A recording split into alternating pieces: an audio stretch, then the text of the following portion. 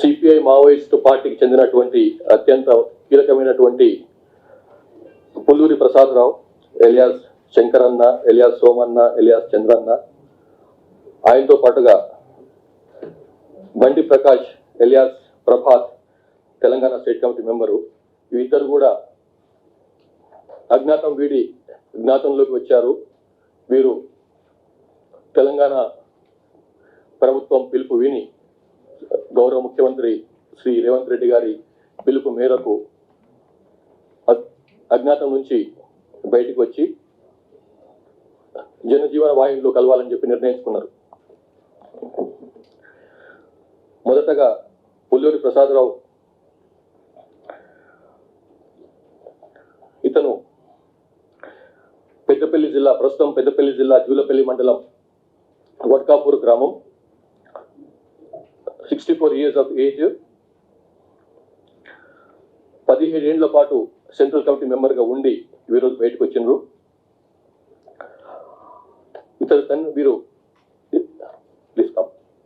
ఇతని తండ్రి Pulluri Srinivasarao government headmaster, school head master.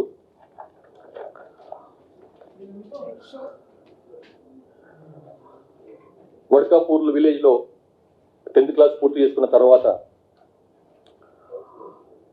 Peddapalli government junior కాలేజీలో బైపీసీ ఇంటర్మీడియట్ చేస్తూ దగ్గు రాయలింగు, అప్పటి రాడికల్ స్టూడెంట్స్ యూనియన్ ఆర్గనైజర్ అయినటువంటి దగ్గు రాయలింగుతో కాంటాక్ట్లకు వచ్చి ఆ విధంగా మార్క్సిజం, లెనినిజం, మావోయిజానికి ఆకర్షితుడైండు. అట్లా సిపిఎంఎల్ పార్టీలోనికి చేరిండు. అట్లా ముందు స్టార్టింగ్ లో రాడికల్ స్టూడెంట్స్ యూనియన్ లో పనిచేసి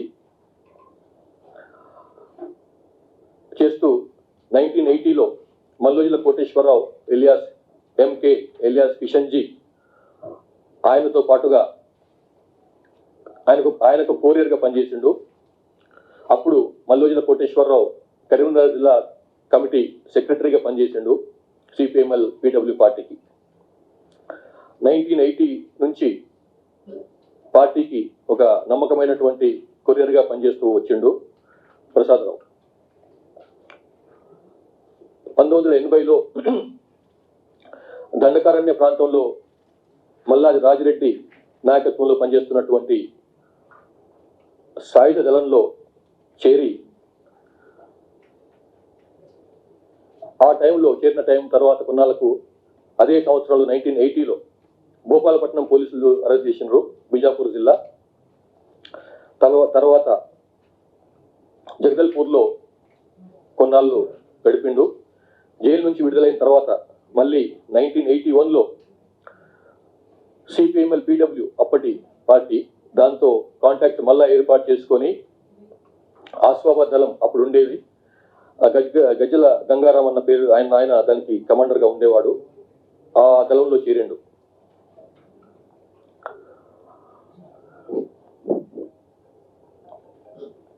తర్వాత 1983లో సిర్పూర్ దళంలోకి కమాండర్ గా ఎదిగిండు. అక్కడనే సిర్పూర్ దళం కమాండర్ గా 1987 వరకు పనిచేసిండు. 1987లో ఆదిలాబాద్ జిల్లా డిస్ట్రిక్ట్ డివిజనల్ కమిటీకి మెంబర్గా, ఆ కమిటీలో డివిజనల్ కమిటీ మెంబర్గా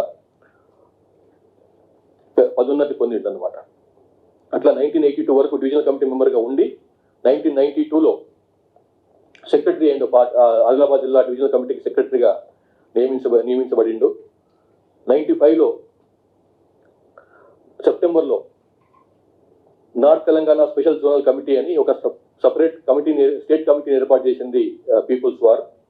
దానికి కట్కం సుదర్శన్ ఎలియాస్ ఆనంద్ ఆయన సెక్రటరీగా ఉన్నాడు. ఆ సమయంలో ప్రసాదరావు స్టేట్ కమిటీ మెంబర్గా ఎలివేట్ అయిండు. అట్లానే అప్పుడు ఎన్టీజెడ్సీలో మెంబర్గా జీనుగు నరసింహారెడ్డి ఎలియాస్ జంపన్న, సందే రాజమౌళి ఎలియాస్ ప్రసాద్తో పాటుగా శంకరన్న కూడా, అంటే ప్రసాదరావు కూడా అందులో స్టేట్ కమిటీ ఎన్టీజెడ్సీ మెంబర్గా ఎదిగిండు. తర్వాత 2006లో 10 ఏళ్ల తర్వాత 2006లో ఖమ్మం జిల్లా కార్యదర్శిగా చార్జ్ తీసుకున్నాడు సెక్రటరీగా. పీడబ్ల్యూ డిస్ట్రిక్ట్ కమిటీ సెక్రటరీగా. 2007లో నార్త్ తెలంగాణ స్పెషల్ జోనల్ కమిటీకి సెక్రటరీగా అపాయింట్ అయిండు. తర్వాత 2008లోనే సెంట్రల్ వాడు ఇప్పుడు పానీపూరి షాప్కి వెళ్ళిన 2 ప్లేట్ పానీపూరి 1 ప్లేట్ చారు తినని అదలపోతుండాడు. అట్లాంటిది సగం ప్లేట్ తినేసరికి లేచి వెళ్ళిపోతుండు తెలుసా. అర్థం చేసుకో, ఇంట్లో కూర్చొని ఎంత బాధపడుతుండో. మరణించారు ఈ మోడెం బాలకృష్ణ అండ్ రామచంద్రారెడ్డి. తర్వాత 2015 వరకు ఎన్టీఎస్ఎస్ సెక్రటరీగా పనిచేసిండు ప్రసాద్ రావు.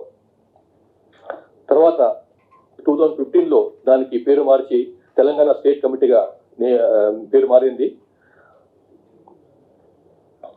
అప్పటికి తెలంగాణ స్టేట్ సెక్రటరీగా యాప నారాయణ అలియాస్ హరిభూషణ్ అని ఆయన సెంట్రల్ కమిటీ మెంబర్ కూడా ఆయన ఉండే. ఆయన చనిపోయిన తర్వాత మళ్ళా చంద్రన్న అంటే పుల్లూరు ప్రసాద్ రావు చంద్రన్న మళ్ళీ తెలంగాణ స్టేట్ కమిటీ సెక్రటరీగా అప్పుడు చార్జ్ తీసుకొని మొన్న డిసెంబర్ 2024 వరకు కూడా దానికి సెక్రటరీగా పనిచేసిండు అనమాట. తర్వాత డిసెంబర్ 2024లో బడే శంకర్రావు సెక్రటరీగా నియమించబడ్డాడు. ఇతను సెంట్రల్ కమిటీ మెంబర్గా సుదీర్ఘంగా 17 years 17 సంవత్సరాల పాటు పనిచేశాడు. మొన్న 21 అక్టోబర్ నాడు గౌరవ ముఖ్యమంత్రి తెలంగాణ ముఖ్యమంత్రి రేవంత్ రెడ్డి గారు ఇచ్చిన పిలుపు మేరకు పార్టీని అజ్ఞాతాన్ని వదిలి జ్ఞాతంలోకి వచ్చి జన వాయిన్లో కలిసిపోవాలని చెప్పి నిర్ణయించుకున్నాడు. దాంతో పాటుగానే కొంత ఆయనకు ఆరోగ్యపరమైనటువంటి సమస్యలు, సుదీర్ఘకాలంగా మోకాళ్ళ నొప్పులు, అట్లాగే కొంత సెక్యూరిటీ ఫోర్సెస్ ప్రెషరు, ఇట్లన్నీ కారణాల వలన ఈ ఆర్గనైజేషన్ నుంచి వేరుపడ్డాడు. తర్వాత రెండవ నాయకుడు బయటకు వచ్చినటువంటి పార్టీ నుంచి బయటకు వచ్చిన సిపిఐ మావోయిస్ట్ పార్టీ నుంచి బయటకు వచ్చినటువంటి నాయకుడు బండి Prakash, alias Prabhat, alias BP, alias బండి దాదా, ఎలియాస్ క్రాంతి, ఎలియాస్ ప్రభాకర్. ఈయన బయటకు వచ్చేటప్పటికీ స్టేట్ కమిటీ మెంబర్ ర్యాంకులో ఉన్నాడు. తెలంగాణ స్టేట్ కమిటీ ప్రెస్ టీంకు ఇన్ఛార్జ్గా ఉన్నాడు. అట్లాగే సింగరేణి కోల్ బెల్ట్ కమిటీకి కూడా ఇన్ఛార్జ్గా ఉన్నాడు. ఇతనిది మందమర్రి గ్రామం. ఇతని తండ్రి రామారావు సింగరేణి కాలనీస్లో పనిచేసేవాడు. 1990లో హేమదుర్గను పెళ్లి చేసుకున్నాడు, హైదరాబాద్ చెందినటువంటి ఆమె. తర్వాత ఆమె కూడా కొన్నాళ్ళ పాటు యూజీ అయింది భర్త ప్రభావం వలన 2005 ఆ టైంలో. తర్వాత మళ్ళీ కొన్నాళ్ళు అయిన తర్వాత 6-7 months పనిచేసిన తర్వాత రిటర్న్ అయిపోయి బయటకు వచ్చేసి పార్టీ నుంచి బయటకు వచ్చేసి